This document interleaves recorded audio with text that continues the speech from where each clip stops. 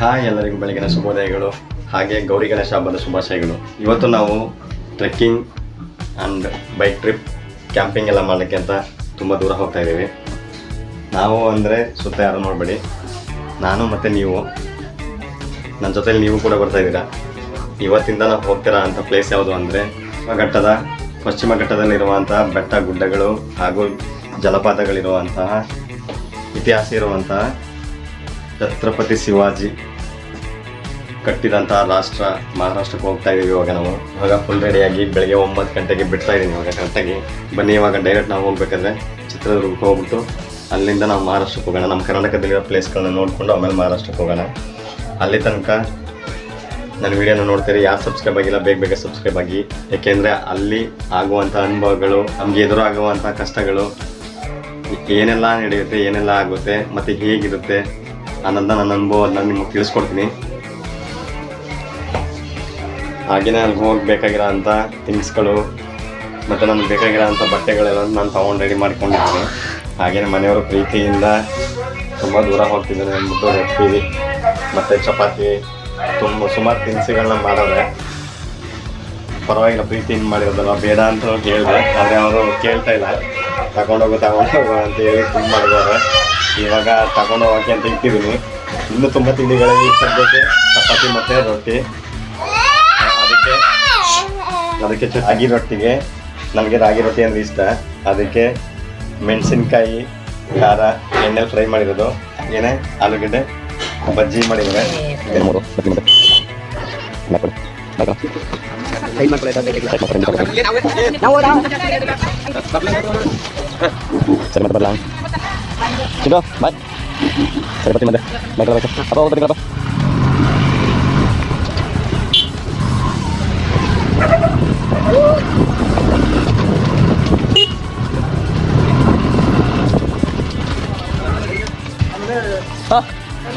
Happy journey.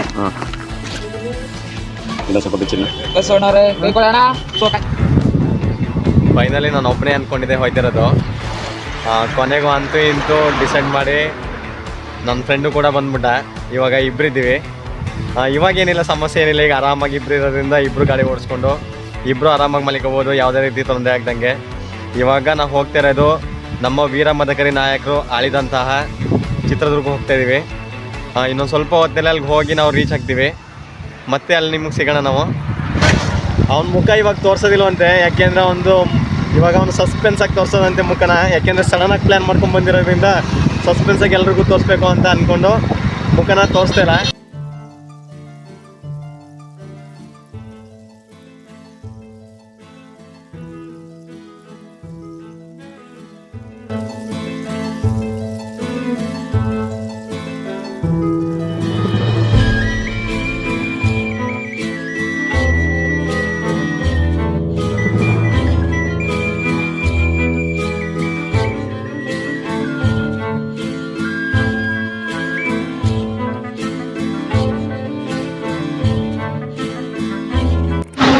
ಆಗೈತೆ time.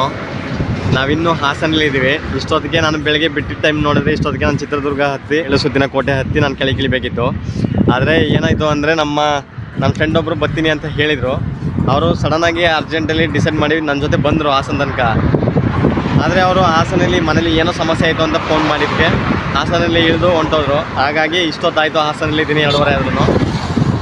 ನನಗಿವಾಗ ಸ್ವಲ್ಪ ಬೇಜಾರುವೆ, ಯಾಕೆಂದರೆ ಜೊತೆಲಿದ್ದ ಅಂತ ಸ್ವಲ್ಪ ಖುಷಿಯಾಗಿತ್ತು. ನಾನು ಮೊದಲೆಲ್ಲ ಒಬ್ಬನೇ ಹೋಗೋದು ಅಂತ ಡಿಸೈಡ್ ಮಾಡ್ಕೊಂಡಿದ್ದೆ. ಆವಾಗ ಅಷ್ಟು ಬೇಜಾರಾಗ್ತಿರ್ಲಿಲ್ಲ. ಇವಾಗ ಅವ್ರ ಜೊತೆಲಿ ಬಂದು ಅರ್ಧಕ್ಕೆ ವಾಪಸ್ ಹೋಗೋಕ್ಕೆ ನನಗೆ ತುಂಬ ಬೇಜಾರಾಯ್ತೈತೆ. ಸ್ವಲ್ಪ ಹೊತ್ತು ಇಲ್ಲಿ ನಿಲ್ಸ್ಕೊಂಡು ಹಾಸನ ಬಿಟ್ಟು ಸ್ವಲ್ಪ ಮುಂದಕ್ಕೆ ಚಿತ್ರದುರ್ಗ ರೋಡಲ್ಲಿ ನಿಂತ್ಕೊಂಡು ನಮ್ಮ ಅಣ್ಣನ ಕಾಲ್ ಮಾಡಿ ಮಾತಾಡಿದೆ. ಅವ್ರು ಸ್ವಲ್ಪ ನನಗೆ ಧೈರ್ಯ ತುಂಬಿದ್ಮೇಲೆ ನನಗೆ ಯಾವಾಗಲೂ ನಮ್ಮ ಅಣ್ಣ ನನಗೆ ಇನ್ಸ್ಪಿರೇಷನು ಮತ್ತು ಧೈರ್ಯ. ಅವ್ರ ಜೊತೆ ನನಗೆ ಮಾತಾಡಿದ್ರೆ ಏನೋ ಒಂಥರ ಖುಷಿ, ಸಂತೋಷ ಮತ್ತು ನೆಮ್ಮದಿ. ಅವ್ರು ನನಗೆ ಯಾವಾಗಲೂ ಪ್ರತಿದಿನವೂ ಯಾವಾಗ ಮಾತಾಡೋರು ಅವ್ರು ನೆಗೆಟಿವ್ ಆಗಿ ನನಗೆ ಯಾವಾಗಲೂ ಹೇಳೋದಿಲ್ಲ. ಎಲ್ಲ ದಿನವೂ ನನಗೆ ಎಲ್ಲ ಟೈಮಲ್ಲೂ ಪಾಸಿಟಿವ್ ಆಗಿ ಹೇಳೋದು. ನನಗೆ ಅದಕ್ಕೆ ಅವ್ರು ಅಂದರೆ ನನಗೆ ತುಂಬ ಇಷ್ಟ. ಮತ್ತು ನಮ್ಮ ಅಪ್ಪ ಅಮ್ಮ ಎಲ್ಲರೂ ನನಗೆ ಇಷ್ಟ.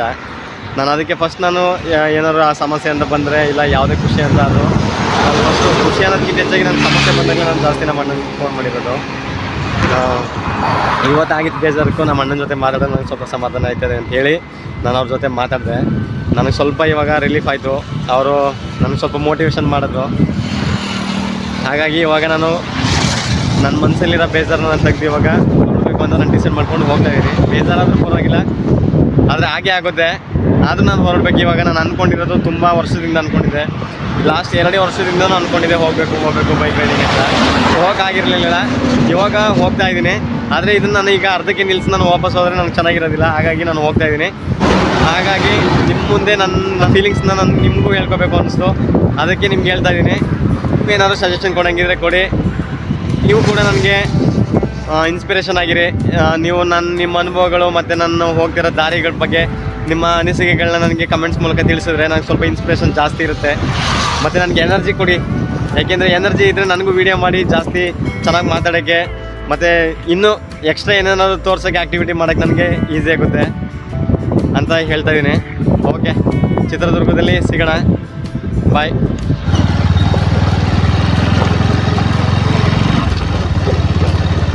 ನಮ್ಮ ಪಿರಿಯಾಪಟ್ಟಣದಿಂದ ಯಾರಾದರೂ ಚಿತ್ರದುರ್ಗ ಹೋಗಬೇಕು ಅಂದ್ಕೊಂಡ್ರೆ ದಯವಿಟ್ಟು ಹಾಸನದಿಂದ ಚಿಕ್ಕಮಂಗ್ಳೂರಿಗೆ ಹೋಗಿ ಕಡೂರಿಗೆ ಹೋಗಿ, ಕಡೂರಿಂದ ಹೊಸದುರ್ಗಕ್ಕೆ ಡೈರೆಕ್ಟ್ ಬನ್ನಿ. ಅದನ್ನು ಬಿಟ್ಟು ಅರಸೀಕೆರೆ ಮೇಲೆ ಬರ್ತೀನಿ ಅಂದರೆ ನಿಜವಾಗ್ಲೂ ರೋಡು ಸ್ವಲ್ಪನೂ ಚೆನ್ನಾಗಿಲ್ಲ. ಹೊಸದುರ್ಗ ತನಕನೂ ರೋಡ್ ಚೆನ್ನಾಗಿಲ್ಲ ಅನ್ಕೋತೀನಿ.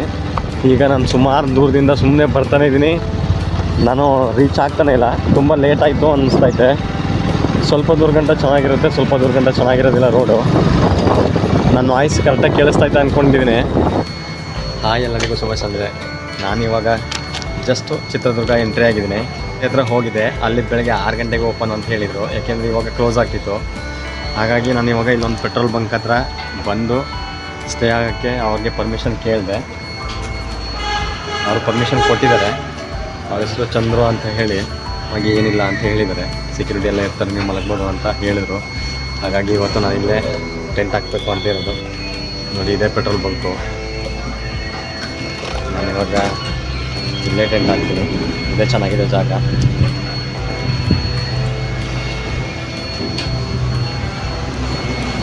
ನಮಗೆ ಎಲ್ಲರೂ ನಾವು ಹೊರಗಡೆ ಬಂದಾಗ, ನಾವೆಲ್ಲರೂ ಈ ಥರ ಹೊರಗಡೆ ಬಂದಾಗ ನಮಗೆ ಪೆಟ್ರೋಲ್ ಬಂಕು ಸ್ವಲ್ಪ ಸೇಫಾಗಿರುತ್ತೆ. ಏಕೆಂದರೆ ಕೆಲವು ಕಡೆ ನೈಟ್ ಇರುತ್ತೆ, ಕೆಲವು ಕಡೆ ಸೆಕ್ಯೂರಿಟಿ ಇರ್ತಾರೆ, ಮತ್ತು CC ಕ್ಯಾಮ್ರಾಗಳಿರ್ತವೆ. ನಮಗೆ ಅನುಕೂಲ ಆಗಿರುತ್ತೆ ಮಲಗೋಕ್ಕೆ. ಆಗ ನಮಗೆ ಯಾವುದೇ ರೀತಿ ತೊಂದರೆ ಆಗಲಿ ಬರಲ್ಲ, ಸ್ವಲ್ಪ ಸೇಫ್ ಜಾಸ್ತಿ ಇರುತ್ತೆ ನಮಗೆ. ನಾವು ಹೊರಗಡೆ ಬಂದಾಗ ಸೆಕ್ಯೂರಿಟಿ ಇಲ್ದಿರೋ ಕಡೆ ಟೆಂಟ್ ಹಾಕಿ ಮಲಗೋಕ್ಕಾಗಲ್ಲ. ಒಂದು ರೂಮ್ ಮಾಡಬೇಕು, ಇಲ್ಲ ಸೆಕ್ಯೂರಿಟಿ ಇರೋ ಕಡೆ ಹೋಗಿ ಮಲಗಬೇಕು. ಜಾಗ ಕೊಟ್ಟಂಥ ಚಂದ್ರು ಅನ್ನೋರು ಮತ್ತು ಇನ್ನೊಬ್ರು ಇದ್ದಾರೆ, ಅವ್ರ ಹೆಸರು ಕೇಳಿಲ್ಲ. ಅವ್ರನ್ನ ಕೇಳಿ ಮಾತಾಡಿಸಿ ನಿಮಗೂ ಪರಿಚಯ ಮಾಡಿಕೊಡ್ತೀನಿ. ಅವ್ರು ಸ್ವಲ್ಪ ಇವಾಗ ಬ್ಯುಸಿ ಇದ್ದಾರೆ. ಅವರೆಲ್ಲ ಕೆಲಸ ಮುಗಿಸಿದ್ಮೇಲೆ ನೀವು ಪರಿಚಯ ಮಾಡಿಕೊಡ್ತೀನಿ ನಾನು. ಓಕೆ, ನಾನು ಹೊಸದಾಗಿ ಡೆಕಾಥ್ಲಾನಿಂದ ಟೆಂಟ್ ತರಿಸಿದೆ. ಅದು ಫಸ್ಟ್ ಟೈಮ್ ನಾನೀಗ ಯೂಸ್ ಮಾಡ್ತಾಯಿರೋದು. ಅದನ್ನು ಯಾವ ರೀತಿ ಹಾಕೋದು ಅಂತ ನಾನು ನಿಮ್ಗೆ ತೋರ್ಸೋಕ್ಕೆ ಆಗಲ್ಲ, ಯಾಕೆಂದರೆ ನಾನು ಒಬ್ಬನೇ ಬಂದಿರೋದ್ರಿಂದ ಸ್ವಲ್ಪ ಕಷ್ಟ ಆಗುತ್ತೆ. ಹಾಗಾಗಿ ನಾನು ಹಾಕ್ಕೊಂಡು ಆರಾಮಾಗಿ ಮಲಗ್ತೀನಿ ಅಷ್ಟೇ.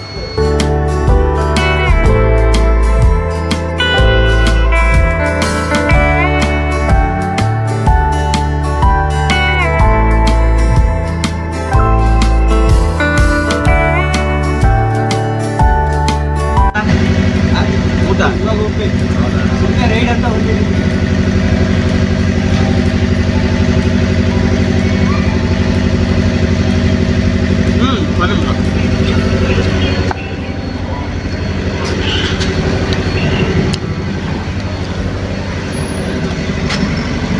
ಚಿತ್ರದುರ್ಗದಲ್ಲಿ ಇವಾಗ ಹೊಸದಾಗಿ ಸಿಕ್ಕಂಥ ಫ್ರೆಂಡು ಅನೂಪ್ ಅಂತ. ಇವಾಗ ತಾನೇ ಫ್ರೆಂಡ್ ಆಗೋ. ಮತ್ತು ಮೈಸೂರು ಸೈಡಲ್ಲೆಲ್ಲ ಬರ್ತಾ ಇರ್ತಾರಂತೆ. ಮತ್ತು ನನಗೇನಾದ್ರು ಹೆಲ್ಪ್ ಬೇಕಿದ್ದರೆ ಕೇಳಿ ಅಂತ ನಂಬರ್ನು ಕೂಡ ಕೊಟ್ಟಿದ್ದಾರೆ. ಅವ್ರಿಗೆ ತುಂಬ ಥ್ಯಾಂಕ್ಸ್. ಯಾಕೆಂದರೆ ಪರಿಚಯ ಇಲ್ಲದಿರೋ ಊರಲ್ಲಿ ಪರಿಚಯ ಆಗೋದು ಹೊಸತನ. ಮತ್ತು ಅದರಲ್ಲೂ ನಿಮ್ಗೇನಾದ್ರು ಹೆಲ್ಪ್ ಕೇಳಿ ಅಂತ ಹೆಲ್ಪ್ ಬೇಕಾದರೂ ಕೇಳಿ ಅಂತ ಹೇಳೋದು ಇನ್ನೂ ದೊಡ್ಡತನ. ಅವ್ರಿಗೆ ಅನೂಪ್ ಅವ್ರಿಗೆ ತುಂಬ ಥ್ಯಾಂಕ್ಸ್. ನೆಕ್ಸ್ಟ್ ಟೈಮ್ ಏನಾದ್ರು ಬಂದರೆ ಅನುಭವ ನಾನು ನಿಮ್ಗೆ ಹೆಲ್ಪ್ ಮಾಡ್ಕೊಡ್ತೀನಿ. ಇವಾಗ ನಾನು ಹೆಲ್ಪ್ ಮಾಡ್ತೀನಿ. ಓಕೆ, ಯಾಕಂದ್ರೆ ಟೆಂಟ್ ರೆಡಿ ಮಾಡಿದ್ದೀನಿ. ಟೆಂಟಲ್ಲಿ ರೆಡಿ ಮಾಡಿಕೊಂಡು ಇವಾಗ ಇಲ್ಲಿ ಊಟಕ್ಕೆ ಕೂತಿದ್ದೀನಿ. ಅನೂಪ್ ಅಂತ ಹೇಳಿ ನನಗೆ ಒಬ್ಬರು ಫ್ರೆಂಡ್ ಆದರು. ತುಂಬ ಖುಷಿ ಆಯಿತು. ಮತ್ತು ಇಲ್ಲಿ ಪೆಟ್ರೋಲ್ ಬಂಕನ್ನು ನಾನು ಇನ್ನೂ ಪರಿಚಯ ಮಾಡ್ಕೊಬೇಕು. ಮೊದಲು ಊಟ ಮಾಡ್ತಿದ್ದೆ. ಮುಂದೆ ಏನಂದರೆ ಇಷ್ಟು ದೂರ ಬಂದು ಮನೆ ಊಟ ತಿನ್ನೋದ್ರಲ್ಲಿರೋ ಮಜಾನೇ ಬೇರೆ. ಹಾಗೆಯೇ ಮನೆಯಿಂದ ತಂದಂಥ ನೀರು ಕುಡಿಯೋ ಮಜಾನೇ ಬೇರೆ. ನಮಗೆ ಈ ಮನೆ ಊಟ ಮತ್ತು ಮನೆ ನೀರು ನಮಗೆ ಟೇಸ್ಟ್ ಸಿಗೋಲ್ಲ, ಏಕೆಂದರೆ ತುಂಬ ದೂರದಲ್ಲಿ ಇರ್ತೀವಲ್ಲ. ಅದನ್ನು ನಾನು ಫಸ್ಟ್ ಟೈಮು ಹೊರಗಡೆ ಹಿಂಗೆ ಬಂದು ಟೆಂಟ್ ಹಾಕಿ ಮಲಗ್ತಿರೋದು. ಗೊತ್ತಿಲ್ಲ ಯಾವ ರೀತಿ ಇರುತ್ತೆ ಅಂತ ಇವತ್ತಿನ ಎಕ್ಸ್ಪೀರಿಯೆನ್ಸು. ಇಲ್ಲಿ ರಿಯಾಕ್ಷನ್ ನೋಡಿದ್ರೆ ಚೆನ್ನಾಗಿದೆ, ಬಟ್ ಆದರೆ ಎಲ್ಲ ತಾವು ನಾವು ಬಿಲಿಂಗ್ ಮಾಡೋಕ್ಕಾಗಲ್ಲ ಎಲ್ಲರನ್ನು. ಸ್ವಲ್ಪ ಕಷ್ಟ ಇರುತ್ತೆ, ನೋಡೋಣ. ಇವಾಗ ಊಟ ಎಲ್ಲ ಮುಗೀತು. ಜಸ್ಟು ಊಟ ಮುಗಿಸ್ಕೊಂಡು ಫ್ರೆಶ್ ಆಗಿ ಟೆಂಟ್ ಹಾಕಿದ್ದೀನಿ. ಮತ್ತು ಗಾಡಿನೂ ಕೂಡ ಸೇಫ್ಟಿಯಾಗಿ ಒಂಥವು ಪಾರ್ಕಿಂಗ್ ಮಾಡಿದ್ದೀನಿ. ಇವಾಗ ಮಲ್ಗೋ ಟೈಮು. ನನ್ನ ಟೆಂಟು ಕೂಡ ರೆಡಿ ಇದೆ, ಡೆಕಾಥ್ಲಾನ್ದು. ನೋಡಿ ಇವಾಗ ಯಾವ ಥರ ರೆಡಿ ಇದೆ ಅಂತ ನೋಡಿ. ಬೈಕ್ ಇಲ್ಲಿ ಪಾರ್ಕಿಂಗ್ ಆಗಿದೆ ನೋಡಿ. ಇವಾಗ ಟೆಂಟ್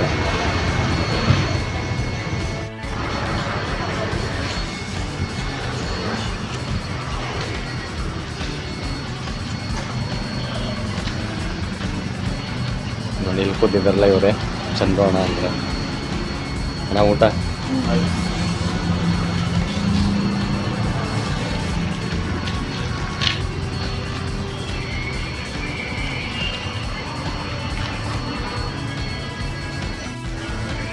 ಇವಾಗ ಟೆಂಟ್ ಒಳಗಡೆ ನಾನು ಕೂತಿದ್ದೀನಿ. ಟೆಂಟ್ ಒಳಗಡೆ ಆರಾಮಾಗಿ ಇಬ್ಬರು ಮಲಗ್ಬೋದು. ಅಷ್ಟು ಚೆನ್ನಾಗಿ ದೊಡ್ಡದೊಂದು ಜಾಗ ಐತೆ. ಇವಾಗ ರೆಸ್ಟ್ ಮಾಡೋದಷ್ಟೇ ಬಾಕಿ. ಬೆಳಗ್ಗೆ 6 ಗಂಟೆಗೆ ಎದ್ದು ಹೋಗಿ ಕೋಟೆ ನೋಡೋಣ. ಅಲ್ಲಿ ತನಕ ಎಲ್ಲರಿಗೂ ಶುಭರಾತ್ರಿ. Take care.